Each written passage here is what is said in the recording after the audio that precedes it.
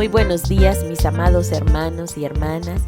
Qué privilegio es poder continuar con el estudio del libro de Samuel. Este libro que desde su inicio hemos podido ver esa gloria de Dios manifiesta en el nacimiento de este joven que resulta ser el último juez de Israel y un gran sacerdote, un gran profeta de Dios, quien crece bajo el cuidado de Elí allí en el templo, siendo preparado en el sacerdocio, y se distingue que desde su infancia él no dejó caer al suelo ninguna de las palabras de Dios. Es decir, él se posicionó en un lugar en donde recibía la palabra de Dios, la escuchaba y la obedecía, la ponía por obra, que es lo que cada uno de nosotros tenemos que hacer. El escuchar la voz de Dios, el oír la voz de Dios implica el obedecerla y el ponerla en acción. Así que está Samuel siendo preparado, está creciendo, y en eso ocurre el peor día para Israel, ese día en que hay una batalla contra los filisteos. Sin embargo, en esta ocasión, Israel experimenta una gran derrota. Hay más de 30,000 hombres muertos del ejército de Israel. Se mueren los hijos del sacerdote Elí. El arca del pacto, que simboliza la presencia de Dios, es capturada por los enemigos, por los filisteos, y al darse cuenta de este hecho, el sacerdote Elí cae hacia atrás de la silla, se desnuca y muere. ¡Qué día tan terrible para Israel! Ese mismo día, la esposa de Fines, ahora viuda de Fines, empieza su labor de parto y da a luz a un varón, lo cual debió haber representado motivo de gran gozo si las circunstancias hubiesen sido otras, ya que él hubiese sido el sucesor de Fines en el sacerdocio. Sin embargo, las circunstancias que estaban reinando en este momento hicieron que esta mujer expresara desde sus entrañas el profundo dolor que estaba experimentando, a tal punto que nombró a este niño Icabod. Icabod significa sin gloria de Dios. La gloria de Dios se ha ido. La gloria de Dios ha sido traspasada. Esta mujer quiso expresar con el nacimiento y con el nombre que le puso a este hijo que la gloria de Dios no estaba más allí con ellos. Y ciertamente la gloria de Dios nunca se acaba. La gloria de Dios no se disminuye tampoco. Sucede que al no honrar a Dios, al desechar a Dios de sus vidas, ya los israelitas no estaban siendo objeto de la gloria de Dios, ya no estaban siendo recipientes de esta gloria de Dios. Y eso es una realidad para cada uno de nosotros. Lo que nosotros honramos, lo que nosotros reverenciamos en Dios, se vuelve evidente en nuestras vidas. Si nosotros glorificamos a Dios, si nosotros exaltamos su poderío, su grandeza, si nosotros reverenciamos su gloria, sucederá que nos volvemos portadores de su gloria, nos volvemos recipientes de ella. Y podemos mostrarle a Él en todo lado en donde nosotros andamos. Pero en este caso, ellos habían profanado el templo, hablando de los hijos de Elí. El pueblo se había alejado de Dios, estaban actuando de acuerdo a sus propias ideas, a sus propios pensamientos, se fueron a esta guerra sin consultar a Dios, así que estaban obteniendo un juicio justo por sus actuaciones y por tener su corazón alejados de Dios, sabiendo que ellos habían sido escogidos como pueblo de Dios para mostrar la gloria de Dios.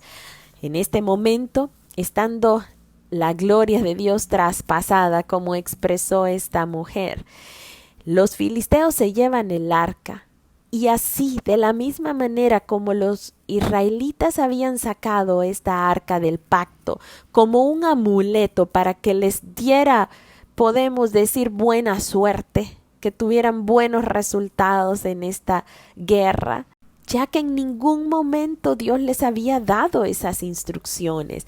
El arca del pacto tenía un lugar designado en donde debía estar, y a menos que Dios les hubiese dicho que la trajeran al lugar de batalla, ellos debían hacerlo.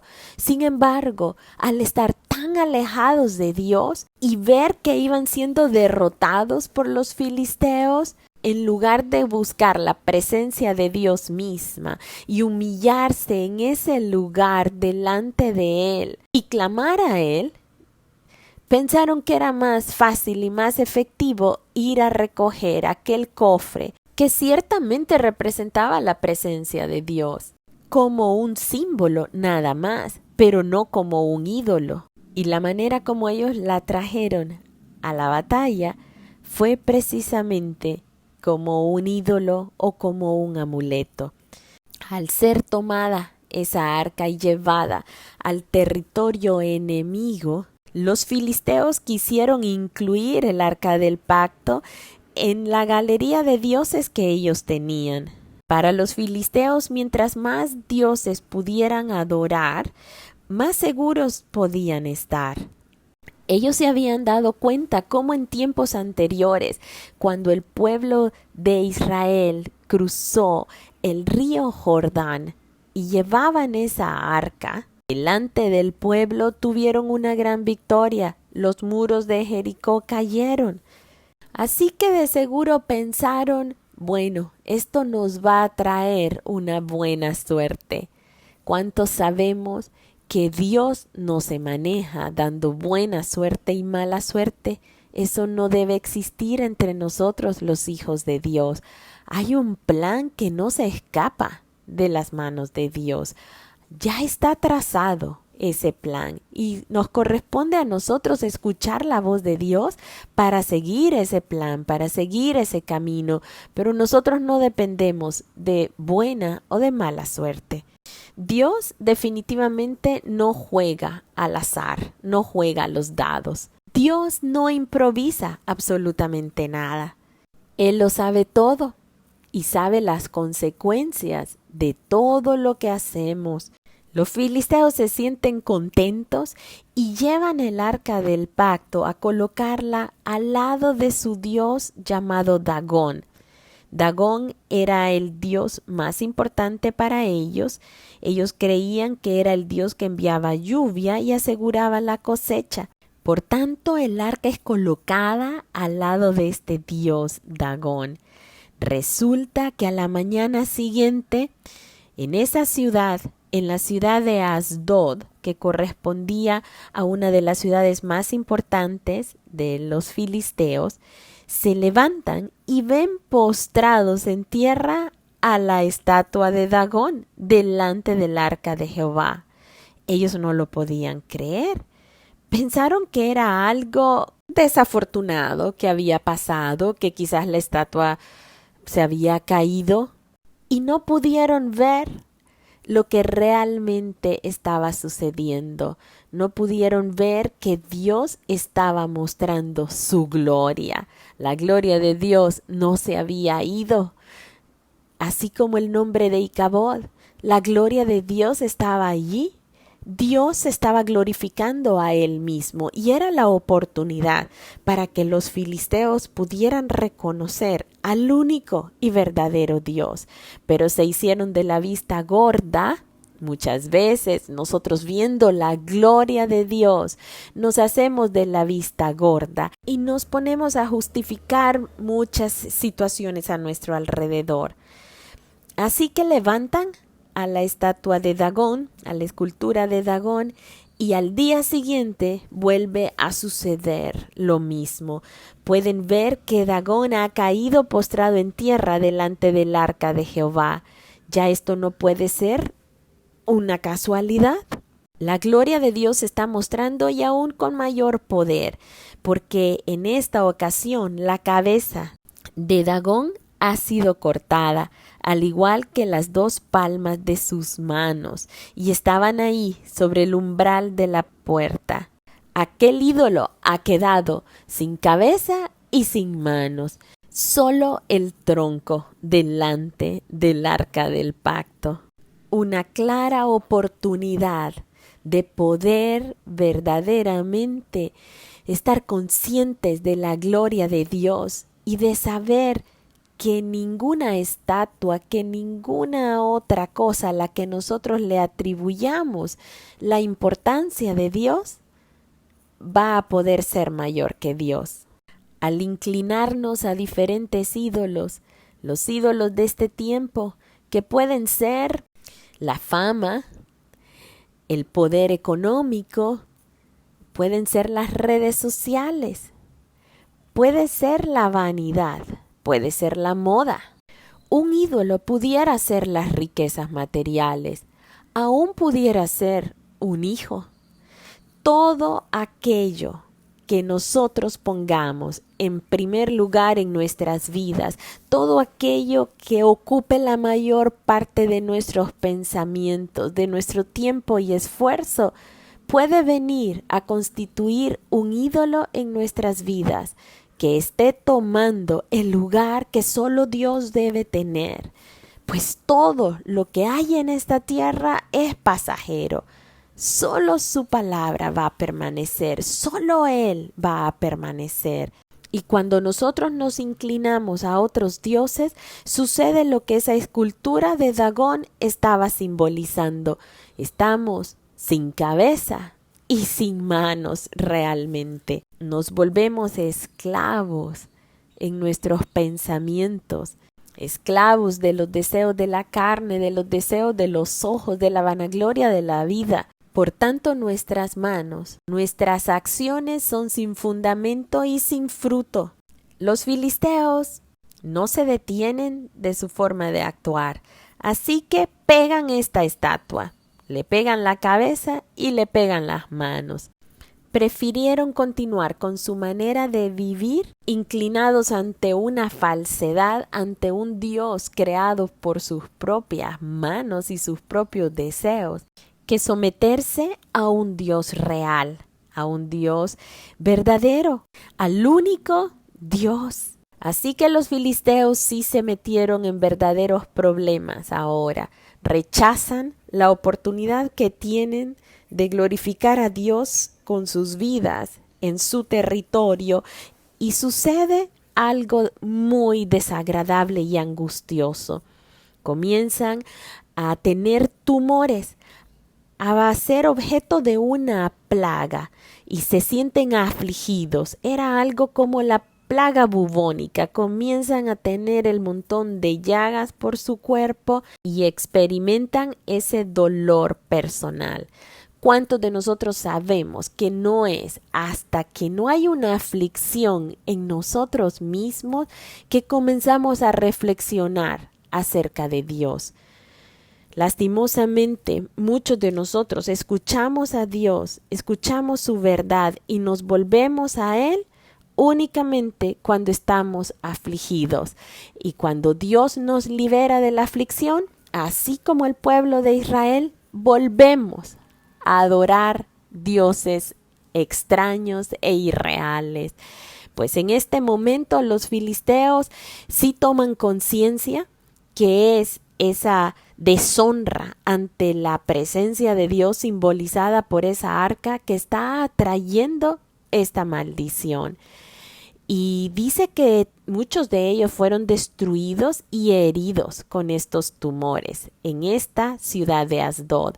Así que tienen la gran idea de deshacerse del arca del pacto, así como nosotros muchas veces antes que someternos se nos pasa por la mente deshacernos mejor de la presencia de Dios. Pero ¿saben qué? Nunca podremos deshacernos de Dios. Así que ellos piensan en pasar esta arca a otras de las ciudades importantes, a la ciudad de Gat, con la esperanza que no seguirá más esta aflicción en Asdod. Resulta que cuando la pasan a la ciudad de Gat, lo mismo sucede. Hay un gran quebrantamiento, hay una gran aflicción en esta ciudad, desde el chico hasta el grande. Toda la población se llenó de esos tumores. Así que ahora pensaron, pasémosla a Ecrón, otra de las ciudades. Eran 5 ciudades, era Asdod, Gat, Ecrón, Gaza y Ascalón. 5 ciudades predominantes de entre los filisteos.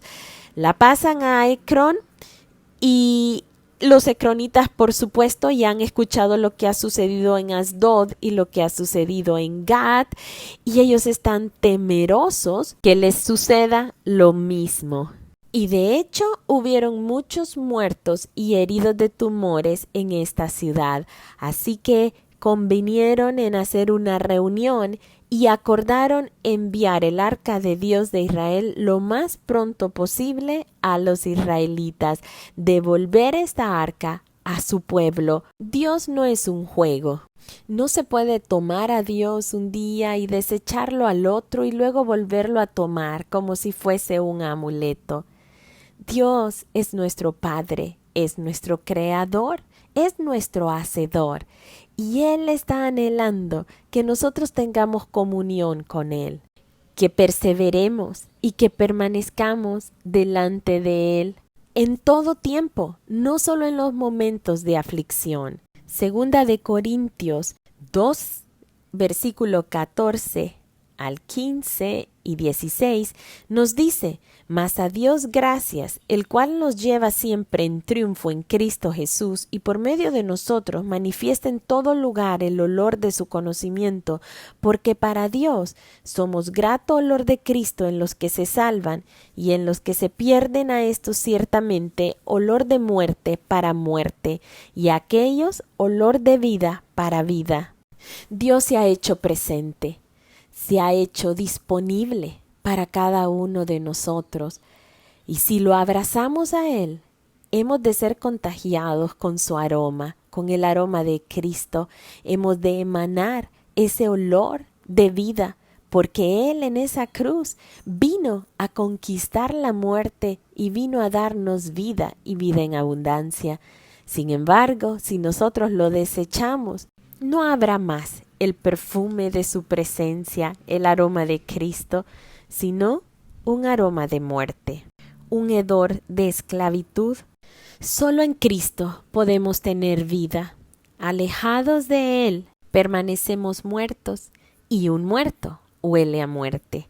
Así que, mis amados hermanos, que esta palabra nos haga reflexionar acerca de honrar, reverenciar la presencia de Dios en todo tiempo, permaneciendo cerca de Él, acortando toda distancia que nos pueda separar de su presencia.